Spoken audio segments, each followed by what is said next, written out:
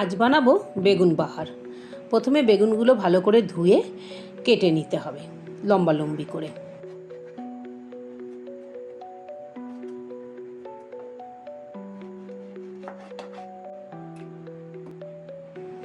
তারপর বেগুনগুলোতে ভালো করে নুন হলুদ মাখিয়ে কিছুক্ষণের জন্য রেস্টে রেখে দিতে হবে।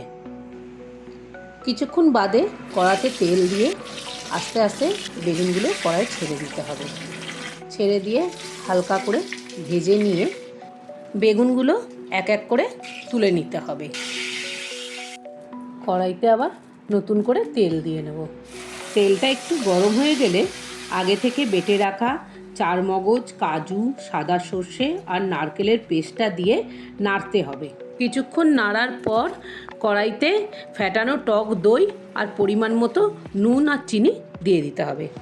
কিছুক্ষণ নাড়ার পর অল্প জল মিশিয়ে একটু ফুটিয়ে মিশ্রণটা আগে থেকে ভেজে রাখা বেগুনগুলোর ওপর এক এক করে দিয়ে দেব।